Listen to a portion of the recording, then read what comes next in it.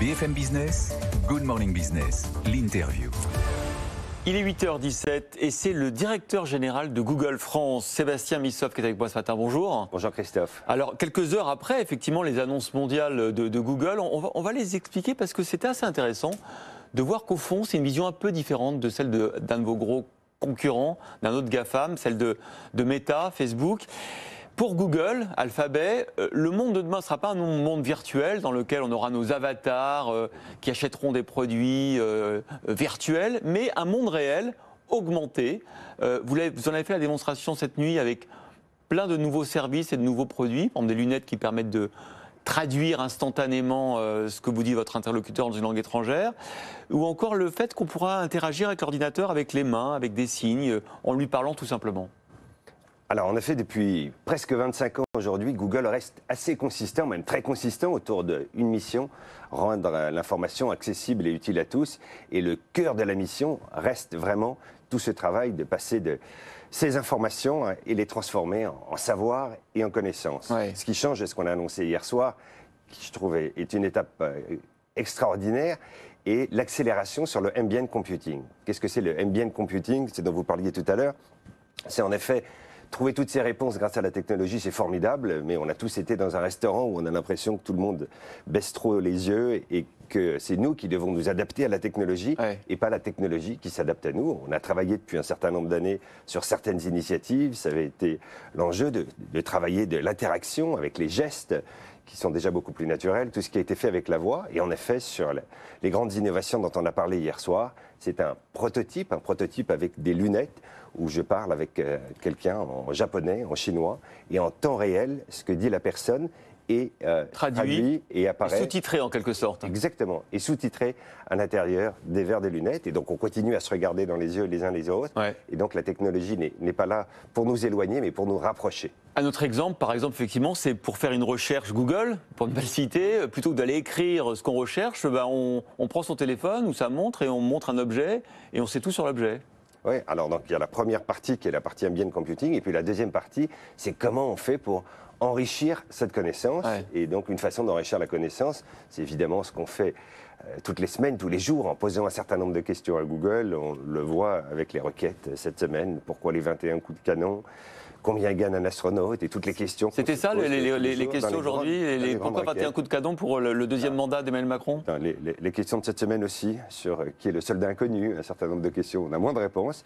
Donc au-delà des questions et du rapport avec la connaissance, et en effet continuer à innover avec d'autres éléments, on a ce produit qui s'appelle Google Lens, où il y a plus de 8 milliards de requêtes avec des photos. Et donc si aujourd'hui je prends mon appareil photo et je prends une photo du stylo que vous tenez dans la main, je pourrais voir quelle est la marque de ce stylo, et je pourrais aller voir autour d'ici quels sont les magasins qui vendent ce stylo spécifique. Donc on est vraiment, et c'est ça ce qui est passionnant, dans ce rapport entre la technologie qui vient nous aider, mais au service du monde réel, de vraies expériences. Est-ce que ça veut dire, Sébastien Missoff, que vous n'êtes pas d'accord avec Meta, avec Facebook, qui lui investit davantage dans les métaverses, les mondes virtuels, dans lesquels effectivement on pourra tout faire, mais c'est son avatar qui fera tout.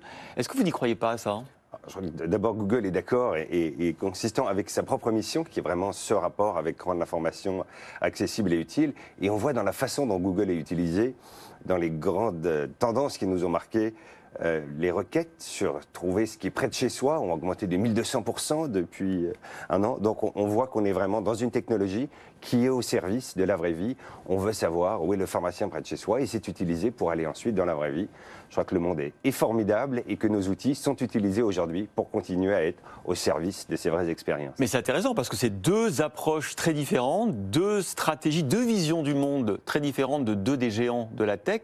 Et donc vous faites tous les deux des paris divergents, on verra. Mais on est sur des métiers aussi très différents. Vous êtes aussi sur des métiers très différents. Alors, quand même, un mot quand même sur les GAFAM, ce qu'on appelle les GAFAM, les géants de la tech américaine, qui sont très chahutés, notamment par les marchés financiers depuis plusieurs mois. Chahutés parce que les résultats ne sont pas tout à fait à la hauteur des espérances. On a l'impression qu'il y a eu les années Covid, qui ont été des années GAFAM, parce qu'on a eu besoin de technologie, on a eu besoin, et qu'on revient à la réalité, et que la réalité, elle est un peu en deçà de l'euphorie des années Covid, qui ont été les années de la digitalisation. Est-ce que vous avez mangé votre pain blanc ? Alors d'abord sur les fondamentaux, Google a une croissance à taux de change constant de plus 26% sur le premier trimestre. Donc les fondamentaux restent solides. Et ce qu'on voit, c'est d'un côté les utilisateurs. Il y a plus de 2 milliards d'utilisateurs tous les mois qui continuent à trouver des réponses à leurs questions et utiliser nos solutions. Oui, mais YouTube, par exemple, a un petit peu patiné ce trimestre.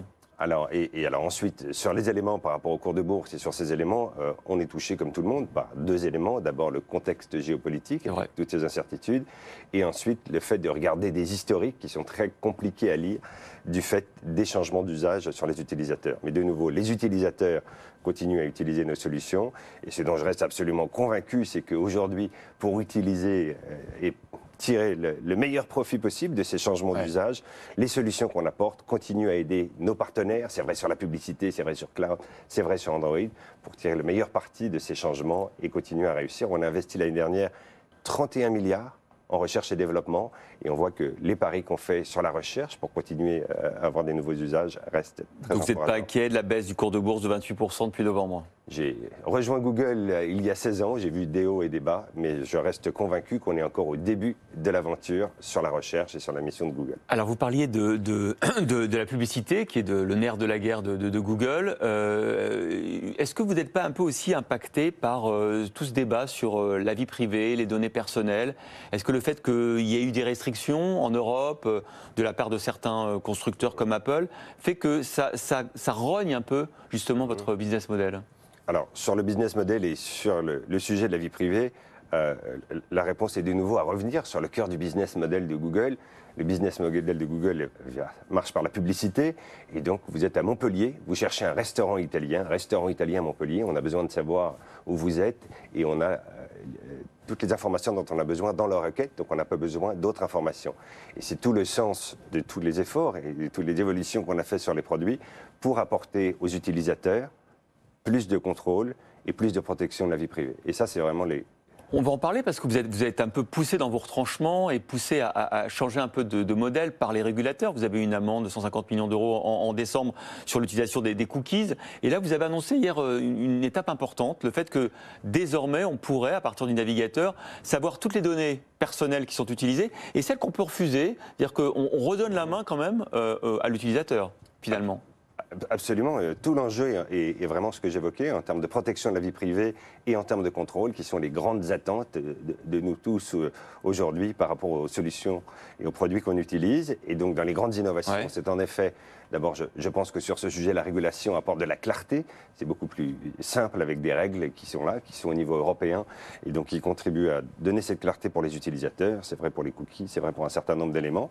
Et ensuite, sur le sujet du contrôle dans les innovations d'hier, qui est sur un autre sujet, mais qui est le fait de pouvoir contrôler les informations personnelles. Si demain, votre numéro de téléphone figure quand on vous recherche sur Google, vous avez la possibilité d'aller sur une page dédiée où vous pouvez enlever ces informations privées. Vous avez le contrôle sur vos données. Donc en fait, vous êtes un peu comme Elon Musk qui a dit il y a 2 jours qu'il était d'accord avec Thierry Breton et la Commission européenne sur la nécessité de réguler en fait les GAFAM et notamment de modérer, etc. Vous dites oui, finalement la régulation, notamment européenne, elle nous pousse à être meilleurs et à changer. Ouais. Alors, de nouveau, ce n'est pas une régulation autour des GAFAM. Internet est arrivé. Internet est un bouleversement considérable dans nos vies. On en a beaucoup parlé en France, mais plus de 70% des Français s'informent aujourd'hui via des outils numériques. Et c'est vrai sur 1001 exemples aujourd'hui sur la façon dont on achète des produits, on s'informe, on regarde des films. Et donc, c'est un univers nouveau. Et sur ces univers nouveaux, sur le partage des données entre l'Europe et les États-Unis, sur tous ces sujets, c'est important d'avoir des règles qui continuent à donner de la clarté et nous permettent d'avancer tous avec cette visibilité-là. Est-ce que vous jalousez un peu Apple? Parce que Frédéric Simotel nous expliquait qu'hier, vous avez présenté un nouveau téléphone, le Pixel. Vous avez plus de mal que d'autres constructeurs à en vendre. Un modèle Pro, un modèle des écouteurs aussi. Ça ne s'appelle pas des AirPods, mais ça s'appelle des comment ils s'appellent vos écouteurs intra-auriculaires? Pixel Bud. Voilà, des Pixel Bud. Il y a des Pixel Bud Pro. Est-ce qu'il n'y a pas une volonté de courir un peu après derrière le modèle Apple en matière d'appareils, je dis. Oui, alors il y a une volonté, c'est de courir après notre stratégie et vraiment revenir à ce que j'évoquais tout à l'heure sur la partie de ambient computing. La conviction qu'aujourd'hui, si on veut continuer à évoluer et à innover sur des sujets comme cela, il faut qu'on continue à explorer et on le fasse avec les téléphones. Je vais vous donner un exemple.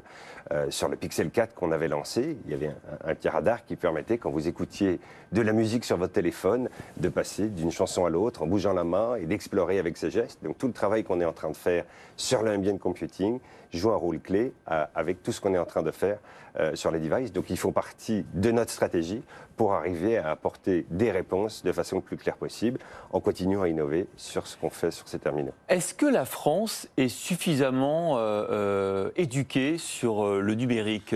On voit que dans les classements, par exemple le classement DECI, le classement dédié sur la digitalisation d'une économie, on est à la 16e place. Est-ce qu'il y a encore un retard français dans ce domaine? Alors, j'ai rejoint Google en France pour prendre la direction de Google en France il y a 5 ans. 1300 salariés aujourd'hui. 1300 salariés aujourd'hui. Et avec une conviction, c'est que la réussite des prochaines années se joue évidemment sur les innovations de technologie, mais se joue principalement sur les compétences. Aujourd'hui, c'est vraiment le nerf de la guerre et c'est avec cela qu'on va construire les réussites des entreprises, des emplois de demain et d'investir sur la formation. Donc oui, il y a en effet un manque de formation. Il y a un manque de formation. Parce que vous avez travaillé dans beaucoup de pays à travers le monde, vous travaillez aux États-Unis, mais est-ce que vous avez encore l'impression qu'on a encore ce retard français, notamment en termes de formation et d'éducation? Alors, il s'accélère et je pense que c'est évidemment le rôle de tous les acteurs de s'engager.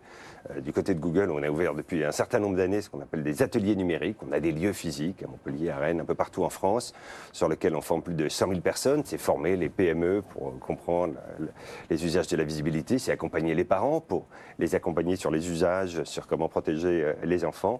Et ensuite, donner le cœur des compétences qui vont donner envie. Et puis sur le sujet des compétences, je pense qu'il y en a une dernière, mais qui est peut-être la plus importante, c'est que dans des moments comme aujourd'hui, d'immenses transformations, il faut aussi se rappeler qu'il faut donner envie à toutes les équipes avec lesquelles on travaille, à toutes les entreprises, de bien montrer les opportunités qui sont autour de ça. Et je pense que ça fait aussi partie de ce travail de formation. Merci Sébastien Missop, directeur général de Google France, d'avoir été invité de Good Morning Business.